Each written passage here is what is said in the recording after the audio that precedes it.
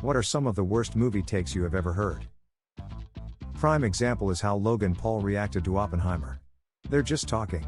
No shit, what did you think, that building the atomic bomb was gonna be more like a James Bond movie? Read a history book. And anyway, it's a film about maybe the most significant event in human history.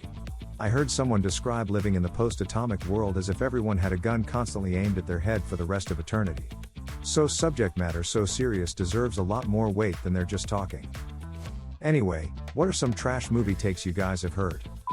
Doesn't quite fit this thread, but, after leaving Avatar 3D in 2009, we overheard someone say, "Why was it so blurry?" For them to be asked, "Didn't you wear the glasses?" Dude sat through 3 hours of blurred film. Lol.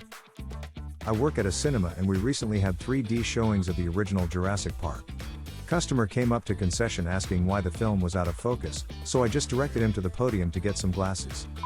A coworker went to watch Memoirs of a Geisha thinking that geishas were some sort of ninja women. He had some very harsh criticism of the movie afterwards. I want the movie this guy thought he was going to see. Bet he thought there'd be more of a hot geisha lady pulling out one of the long sticks from her hair and it's actually a metal spike and she throws it into a guy's eye. Lol. That's the ninja geisha movie we deserve. It's ridiculous, gorillas don't get that big. My ex's father after watching King Kong. He should write movie reviews. Since when are lizards that big? Godzilla. Ants are small enough that you can step on them. I don't know what breed they think that is, but I've never seen a dog that size. Clifford the Big Red Dog. I liked it. Attack of the 50-Foot Woman. I knew a woman who saw Schindler's List and said, it was just a sad movie about people in jail. Why would they even have kids in jail? Legitimately, that was her take. Her mother asked her if she liked it and she said, it was okay. It was really long and old. This girl was around 24 to 25 years old at the time. When I was 12 I started watching Citizen Kane, knowing it was a famous movie, often called one of the best movies of all time. However, I don't know why, maybe it was my age, maybe it was because both movies were famous and in black and white, but I had conflated Citizen Kane with Schindler's List. Basically, I thought was going to be watching Schindler's List when I started the movie, so about halfway through, I was like, this is really boring. When is it going to start being about the people in concentration camps? Why isn't it already about the Holocaust? I thought maybe it would switch suddenly to a concentration camp, to be disorienting to the audiences and really get them engrossed in the life of someone suddenly in a terrible death camp situation. Nope, I was just a dumb kid that confused two completely different movies for one another. Someone on here criticized Jaws for not explaining in detail why Brody was afraid of water. Martin hates the water. Martin hates boats. Martin sits in the car when we take the ferry from the mainland. There's a clinical name for it. Drowning. It's only an island if you look at it from the water. It's a heartwarming story, but it's just not believable. Which is why I give ET 1.5 stars. Bird happily. The story of this review is that it is not very accurate, which is why it's included in this thread. Memento was so repetitive. Like, he lost his memory, we got it. Years ago, some Christian movie about the nativity story had just come out. I was listening to the radio and one guy complained about the movie being too predictable. See, I told you 3 wise men would show up. Guy at the office said Batman Begins was stupid because in the end he learns about the Joker's existence, and in the other Batman movie, he finds out the Joker is the one who kills his parents, so the stories don't match. Also, the guy who kills his parents in BB is not even the Joker, like in the other movie, and in conclusion, Batman Begins was based on big plot mistakes. I tried to explain to him that the movies are from different directors and from different eras/universes and that what happened in the 1989 one doesn't have anything to do with BB. He laughed, called me a nerd and doubled down on his opinion. One of my teachers hated Dark Knight because he expected Batman to use 66 TV show style gadgets and such. That Blazing Saddles was a racist movie when it in fact condemns and makes fun of racists. Winner. I mean, how does someone not realize that the only racist people in the movie are also some of the dumbest people on the planet? I once had someone tell me that they thought the message of American History X was racism is correct because at the end the brother gets shot by a black kid.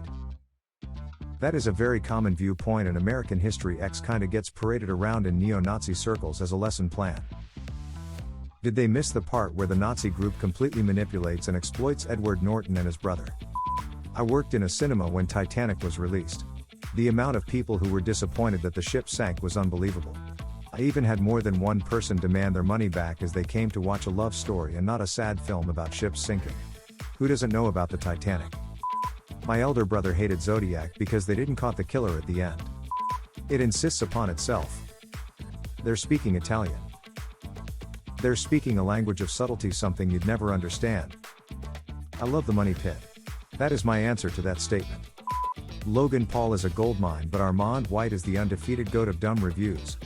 None of these digital cartoon characters reflect human experience. It's essentially a board game that only the brainwashed will buy into. Besides, Transformers 2 already explored the same plot to greater thrill and opulence. Armand White talking about Toy Story 3. So if you watch the trailers for Arrival, 2016, then it wouldn't be unreasonable per se that you went into the movie expecting it to be an Independence Day style invasion movie, since it is really particular about including like every single dramatic scene in the movie that might make it seem that way. As a result, plenty of people went to watch it and were kind of shocked that it wasn't really that. It was more about the nature of language and perception, and it gets into some way more heady shenanigans as well.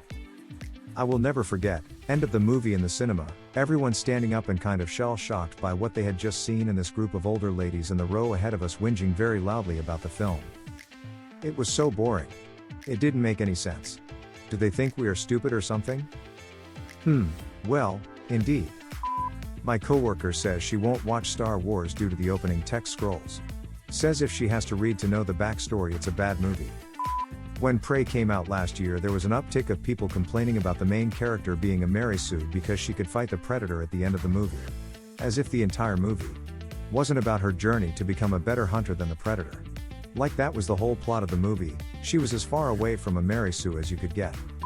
Once We're Warriors will go down in history as New Zealand's greatest romantic comedy. I mean, although it's said a lot, it's said in a Kiwi hard case manner which is deeply sarcastic and delivered absolutely deadpan, so that it is largely impossible to tell if it's sincere. I once saw someone comment they could not get into Ghostbusters because the CGI was so terrible. The CGI in Ghostbusters that was made in 1984. Some years back I read someone say Mad Max couldn't be a feminist movie because the brides were too hot. When the original 1987 RoboCop was released, our local paper had a movie critic I had not read before, Lori Horn, review it. She completely missed the movie's outrageous satire and gave the film 0 stars. Among the things she noted was that the film was very violent and that the target audience was immature boys. That the rest of the human race will want to stay far away from this witless and cynically exploitive film. If there was satire in the concept, director Verhoeven's bloodthirstiness destroys it. She went on to write, after describing the scene where RoboCop shoots a would-be rapist through a woman's dress, and hits his privates, humor like this is fit only for the likes of Klaus Barbie and Rudolf Hess. My guess is she didn't like it. Semi-recently someone told me Back to the Future sucks because the incest is creepy. Yeah. It's portrayed as creepy. Lorraine is being teased in narrative for being such a prude as a mother when here she is going after her own son. And getting what she wants actually makes the creepiness dawn on her when she isn't even aware. Such a brain-dead take. Gotta be animation is for kids. That's all. Thank you. If you are new to the channel, please don't forget to like and subscribe for more content.